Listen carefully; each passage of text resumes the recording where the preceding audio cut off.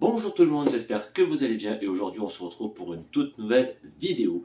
Bon, ça faisait quelques temps que j'avais pas posté de vidéo parce que j'ai pas eu trop le temps avec les fêtes à faire des petits vide-greniers et également à rentrer des petits jeux, mais je me suis plutôt bien rattrapé pour ce début de mois, qui veut dire cette nouvelle surtout année 2023. Déjà, je souhaite une bonne année à tout le monde. J'espère que vous avez bien profité, que vous avez été gâtés également, que vous avez pu le passer en famille. C'est très important. Moi de mon côté, bon, ça s'est bien passé, tranquillou. Donc voilà. En tout cas, on va partir sur la présentation de tous ces petits jeux, dont une petite console que j'ai rentrée avec deux petits jeux qui vont rejoindre bien entendu ma collection. Et j'ai également rentré un petit jeu qui va enfin compléter ma collection sur Switch. Donc déjà, j'ai rentré de la PlayStation 2, de la PlayStation 4, de la PS1, de la Game Boy, de la Xbox, de la 360 et de la Switch. Donc j'espère que vous êtes prêts parce qu'il y a énormément de jeux que j'ai rentrés et je suis franchement très content de mes petites trouvailles. C'est parti. Pour commencer du coup, on va déjà partir sur Xbox One qui se trouve juste à côté de moi. Donc j'ai rentré 1, 2, 3, 4, 5 petits jeux Xbox One. J'ai rentré pour commencer, bien entendu, alors c'est un jeu que je ne connais pas, donc je prendrai le temps de le découvrir à l'occasion. J'ai rentré Sunset Overdrive sur Xbox One, donc je l'ai rentré pour 2,99 €. Le jeu avait l'air plutôt intéressant, donc je me suis dit pourquoi pas le prendre et l'essayer, mais en tout cas, il est en excellent état, la boîte un peu moins, mais bon. C'est pas grave, pour 2,99 €, ça commencera ma petite collection Xbox One. Sachant que j'ai rentré il n'y a pas très longtemps la série X avec quelques petits jeux déjà. Mais en tout cas, voilà, j'ai rentré uniquement sur Xbox en Day One. Bon, il est très vieux le jeu. J'ai rentré Sunset Overdrive. Ensuite, un jeu qui est beaucoup plus connu. Et en plus, j'ai pu constater qu'il y avait eu une mise à jour entre le 14 ou le 17 décembre 2022, on va pas s'embrouiller les pinceaux. J'ai rentré bien entendu en version édition collector, du moins édition un peu plus complète on va dire. J'ai rentré The Witcher 3. Encore une fois, un jeu que j'ai pas pu faire. J'avais fait le 1, j'avais fait le 2 sur PC, mais je n'ai jamais eu l'occasion de découvrir le 3. Comme vous pouvez le voir, on va déballer ça ensemble.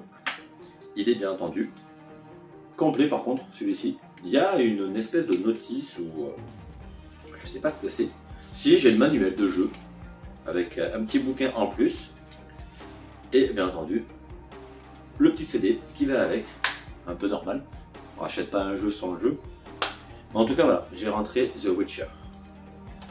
On continue sur Xbox One. J'ai rentré également Resident Evil 7.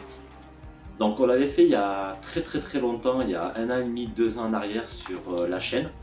On l'avait fait en live, on l'avait découvert, du moins je l'avais redécouvert, je vous l'avais fait découvrir. Mais en tout cas, on avait tapé des bonnes barres sur ce jeu-là et je pense qu'à l'occasion, au moins pour utiliser la Xbox, pourquoi pas le refaire en live sur la chaîne. Oui, j'en profite pour info, je fais des lives à peu près entre 2 et 3 fois par semaine sur la chaîne, à partir de 21 h jusqu'à 23 h, 23 h 30, minuit, grand max. Donc vous êtes les bienvenus, n'hésitez pas. Si vous souhaitez être tenu au courant, vous avez qu'à vous abonner, activer la petite cloche et vous êtes les bienvenus. On discute entre nous, on découvre des nouveaux jeux, ou je redécouvre des jeux que j'ai déjà découverts. Mais en tout cas, voilà, j'ai rentré Resident Evil 7. Ensuite, un autre Resident Evil que j'avais vraiment aimé et que du coup je l'avais sur la PS3, mais il n'était pas trop bien optimisé, je trouvais. Pardon, sur la PS4 et qui n'était pas très bien optimisé, que là j'ai pu constater qu'il était optimisé sur la Xbox Series X. J'ai rentré Resident Evil 2.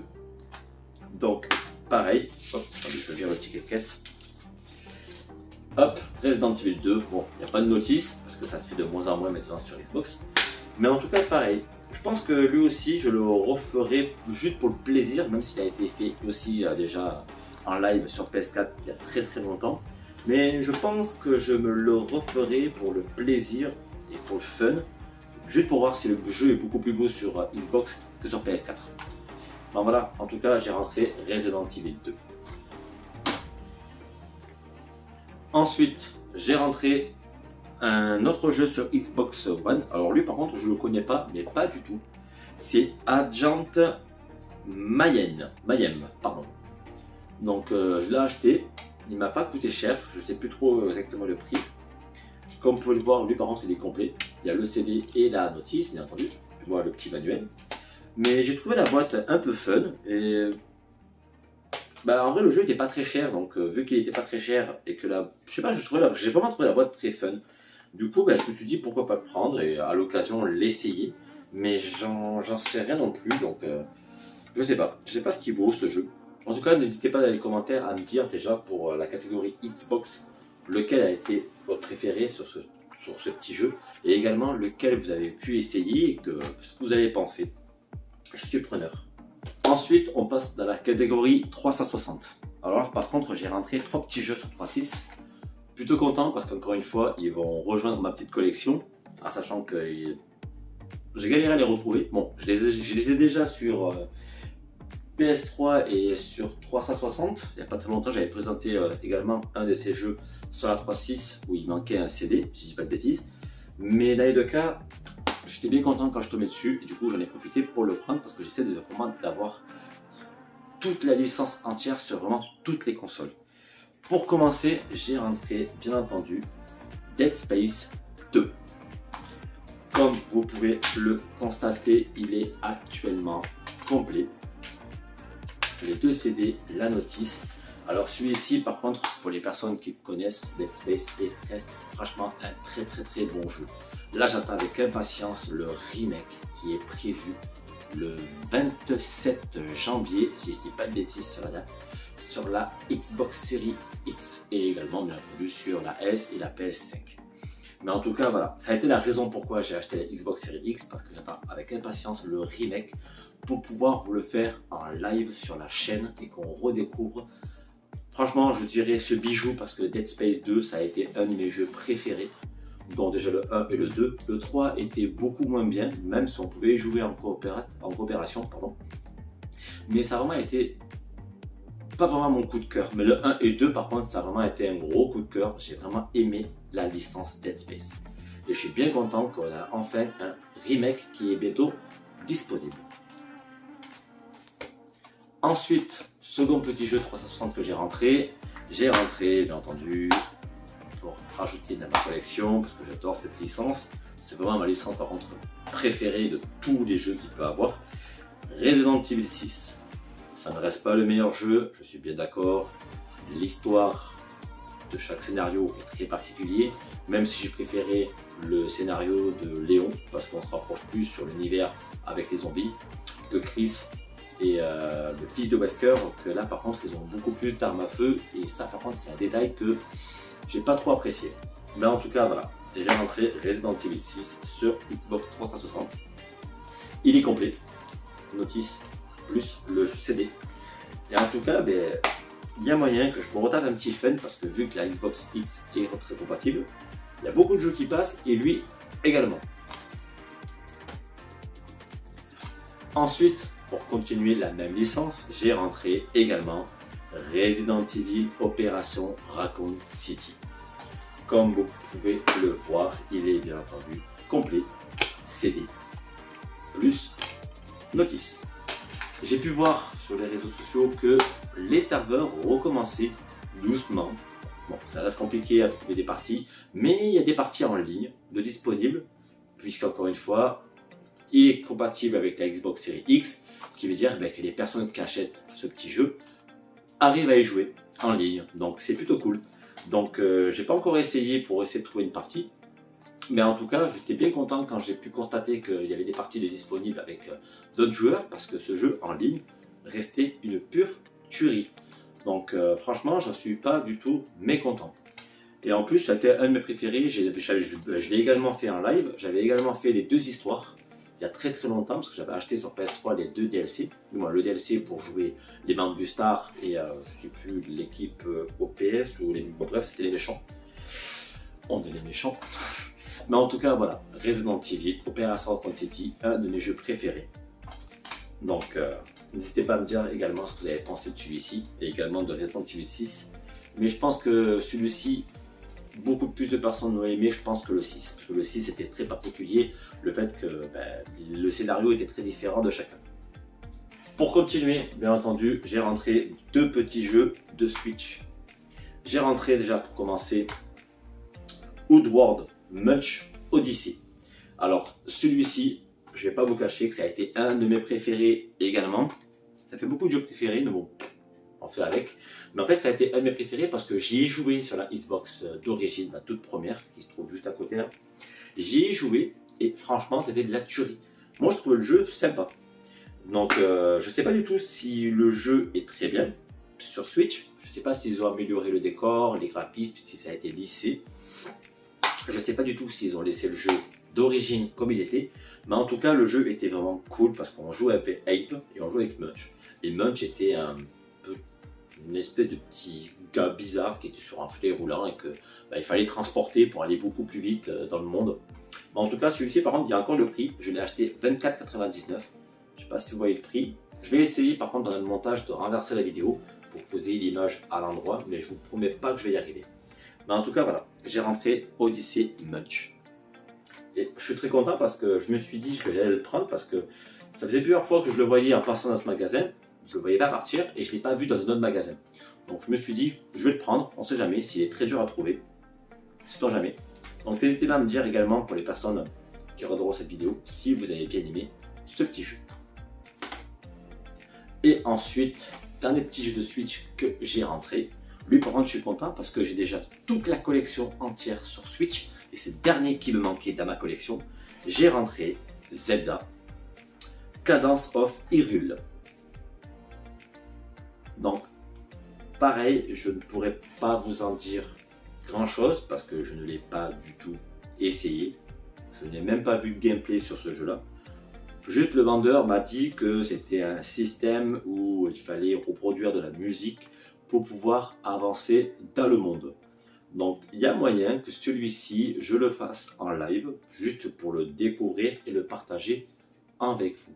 Mais en tout cas, les personnes qui ont la chance de le faire, n'hésitez pas à me dire si le jeu en vaut la peine. Je l'ai également payé 24,99 €. Après, ça reste un jeu de Switch, ça reste un Zelda. Je pense pas que j'aurais pu le trouver en dessous. Peut-être que si, à la limite, peut-être pour 19 €, mais beaucoup moins, je pense pas. Mais en tout cas, voilà, j'ai rentré Zelda et j'ai rentré Munch sur Switch. Ensuite, on continue la présentation des petits jeux. Il nous en reste encore quelques-uns à présenter, dont une petite console. Donc, ce qu'on va faire, c'est qu'on va partir sur la présentation de la petite console.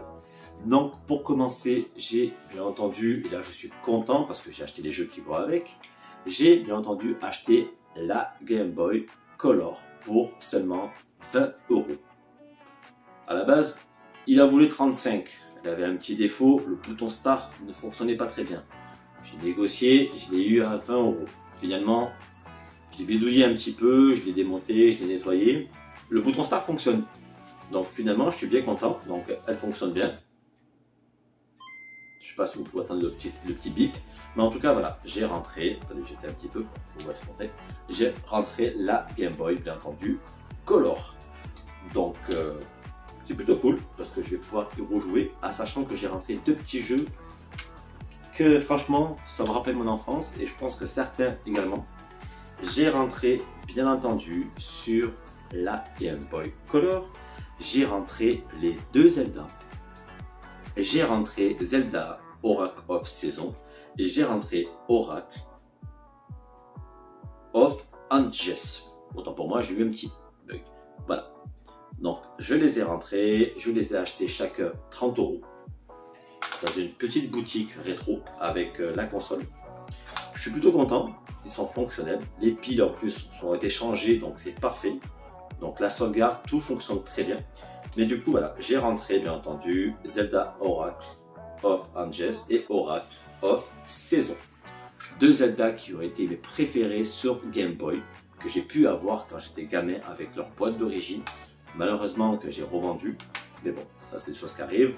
On ne savait pas qu'en 2023, ces jeux-là deviendraient très chers et très populaires, malheureusement. Comme beaucoup de jeux je pense qu'on a pu tous revendre en se disant « Oh, c'est pas grave, ça reste des jeux ». Mais en tout cas, voilà. Et j'ai oublié, par contre, j'ai rentré un petit jeu de DS aussi également. Et le rendre pareil, je l'ai rentré en loose. Très content parce que je le voulais. même si j'arrive pas à le décoter en boîte, mais si un jour je peux le trouver en boîte, je pense que je me jetterai sur l'occasion. J'ai rentré Resident Evil Daily Silence. Très sympa comme Resident Evil. Celui-ci par contre c'était un petit peu un mélange sur le Resident Evil 1. Mais il y a beaucoup de scènes qui ont été cutées pour raccourcir le jeu de façon à ce qu'il soit intégré dans cette petite carte. Bon, en tout cas voilà, je vous ai présenté la Game Boy avec les 2 jeux Zelda et en plus un petit Resident Evil que j'ai pu me rentrer dans ma petite collection. Donc on va continuer bien entendu les 3 petits jeux qui me restent. Avant toute chose, bien entendu, je vous invite à lâcher un petit like si cette vidéo elle vous plaît, à lâcher un petit commentaire pour me dire ce que vous avez pensé de cette vidéo, si vous avez des petites idées de contenu et bien entendu à vous abonner et à activer la cloche. Vous êtes les bienvenus, ça soutient et ça fait plaisir. Du coup, on continue sur la présentation des 3 petits jeux qui nous restent. Du coup, le prochain petit jeu que j'ai pu rentrer, c'est Team Crisis sur PlayStation 1. Lui, par contre, quand je l'ai acheté, il était complet. Donc, comme vous pouvez voir, j'ai le petit papier présentoir plus la notice. Sauf que j'ai eu une surprise quand je l'ai acheté. C'est qu'il y a le jeu Team Crisis, mais il y a également le jeu dit Art Trilogy dedans. Donc c'est plutôt cool. En plus j'ai le pistolet quelque part qui doit traîner dans une de mes cartons. Donc il y a moyen que je me tape un petit délire, que je le réessaye juste pour le fun en fait. Et également le faire découvrir à mon fils. Je pense que ça peut lui plaire, le petit jeu de flingue. C'est plutôt cool. Après j'ai rentré également un petit jeu PlayStation 2. Alors lui par contre j'ai également acheté un adaptateur pour pouvoir capturer sur mon ordinateur les jeux Péritel en HDMI. Donc du coup je pense que je vous le ferai à l'occasion en live, parce que là actuellement en live on a Daymar à terminer. Ensuite on a un petit jeu que je vais vous présenter juste après qui sera également fait sur la chaîne. Et à la sortie de Dead Space on aura bien entendu Dead Space. Du coup j'ai rentré Scarface. Donc lui par contre je l'ai rentré pour 9,99 €. Il est bien entendu complet. Je n'ai pas eu l'occasion de le faire. Je l'ai essayé une fois sur un émulateur. C'était pas trop ça, ça buguait. Donc du coup là je suis content de l'avoir en ma possession parce que je pense que... Oui, je pense même pas, c'est le cas. Je vais vous le faire en live, je suis ici à l'occasion. Donc surtout n'hésitez pas à passer si vous voulez du Scarface. Vous êtes les bienvenus. Mais en tout cas il sera fait en live après les petits jeux qui sont déjà prévus à côté. Et pour terminer bien entendu, le dernier petit jeu que je me suis acheté pour me faire plaisir et également pour faire un live après Daymar, c'est bien entendu Madison sur PlayStation 4. Donc lui, il m'a coûté quand même dans les 30 €. Donc, je pense que c'est un peu cher, je pense que oui, j'aurais pu trouver moins cher. Mais bon, là en ce moment, les vides-greniers, c'est un peu compliqué pour en faire de mon côté. Très occupé avec le boulot, entre les fêtes, les vacances scolaires et tout ce qui va avec. J'ai eu beaucoup de mal déjà à faire des vides-greniers, donc je me suis rattrapé avec les magasins. Mais en tout cas voilà, j'ai rentré Madison, il est bien entendu en français. Très bon jeu d'horreur, j'ai eu beaucoup de retours positifs. Beaucoup de gens de la communauté me l'ont demandé en live. Pourquoi? Pour voir la réaction en direct sur ce petit jeu d'horreur. Donc n'hésitez pas, parce que je pense qu'à mon avis, si Daymar on termine très vite, le prochain jeu, dans les deux cas, ça sera Madison. Donc voilà. Du coup, on arrive à la fin de cette petite vidéo. Pour les personnes qui, bien entendu, sont restées jusqu'à la fin, encore merci. Merci beaucoup de votre soutien.